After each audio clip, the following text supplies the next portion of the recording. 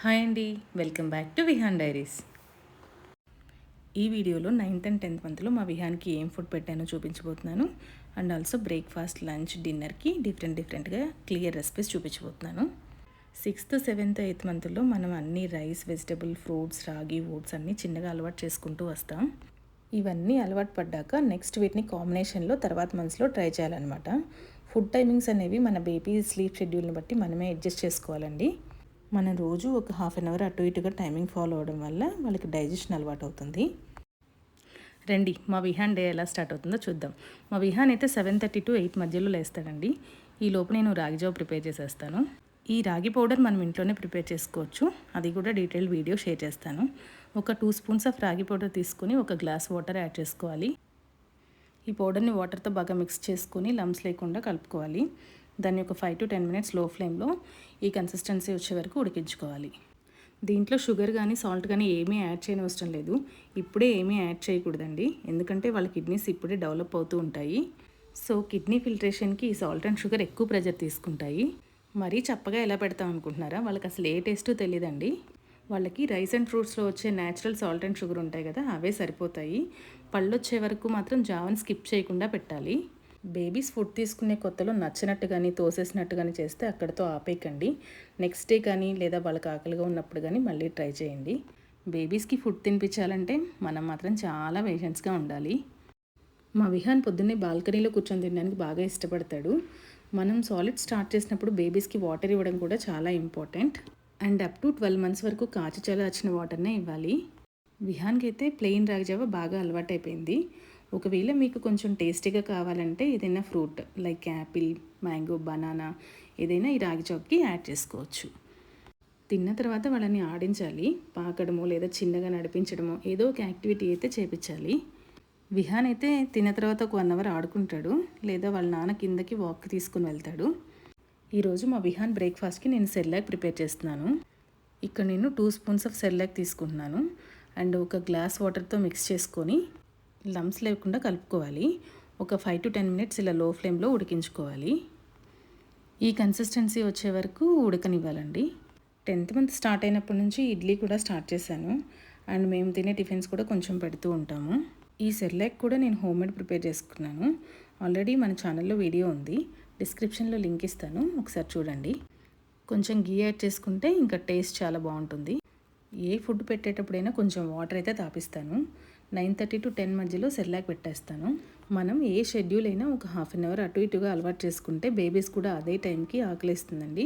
And మంచిగా food తింటారు కూడా. And at the same time digestion కూడా మంచిగా అవుతుంది.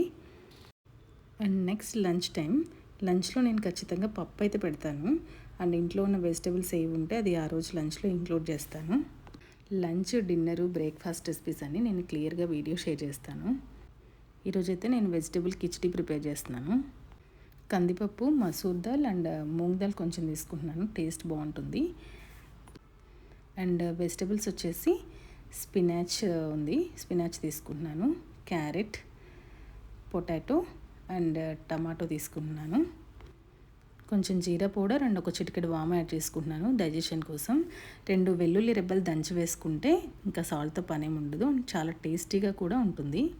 నెక్స్ట్ వాష్ చేసుకొని వాటర్ యాడ్ చేసుకోవాలి అండ్ కొంచెంసేపు నానబెట్టుకోవాలి. ఇక్కడ నేను 2 మిరియాలు యాడ్ చేస్తున్నాను అండ్ చిటికెడు పసుపు కూడా యాడ్ చేసుకోవాలి. 10th month స్టార్ట్ అయినప్పటి నుంచి కొంచెం కారం అలవాటు చేయాలని మిరియాలు యాడ్ చేస్తున్నాను. ఒక 10 days నుంచి విహాన్కి ఎగ్ ఇంట్రడ్యూస్ చేశాను.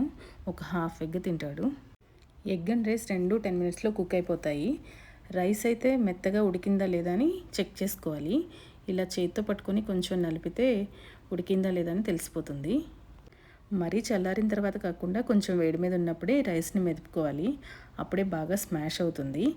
ఇలా పప్పు గుత్తి కానీ లేదా పావు బజ్జీ స్మాషర్తో స్మాష్ చేసుకోవచ్చు. మంచిగా స్మాష్ అయిపోతుంది. ఈ కన్సిస్టెన్సీలో ఉంటే బేబీస్ కూడా మంచిగా తినగలుగుతారు.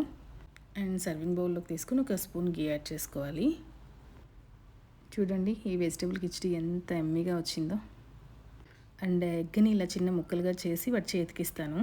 ఇలా చేయడం వల్ల వాళ్ళకి సెల్ఫ్గా తినడం అలవాటు అవుతుంది. మనం 1 yearలోపు ఏదైతే అలవాటు చేస్తామో నెక్స్ట్ వాళ్ళకి అదే అలవాటు అవుతుందండి. అండ్ నెక్స్ట్ ఇంపార్టెంట్ విషయం వచ్చేసి పిల్లలకి ఫుడ్ పెట్టేటప్పుడు స్క్రీన్ మాత్రం అస్సలు అలవాటు చేయొద్దు. అది అలవాటైతే అది ఉంటేనే తింటామంటారు. అండ్ మానిపించడం కూడా చాలా అంటే చాలా కష్టమవుతుంది. కబుర్లు చెప్తూ ఆడిస్తూ పెట్టేస్తే వాళ్ళు కూడా ఫుడ్ బాగా ఎంజాయ్ చేస్తారు. అండ్ మనకి వాళ్ళకి బాండింగ్ కూడా మంచిగా పెరుగుతుంది. ఈవినింగ్ స్నాక్కి యాపిల్ ప్యూరీ అయితే ప్రిపేర్ చేసేసాను. 4 to 5 మధ్యలో స్నాక్ పెట్టేస్తాను. ఈ రెసిపీ ఆల్రెడీ షేర్ చేశాను.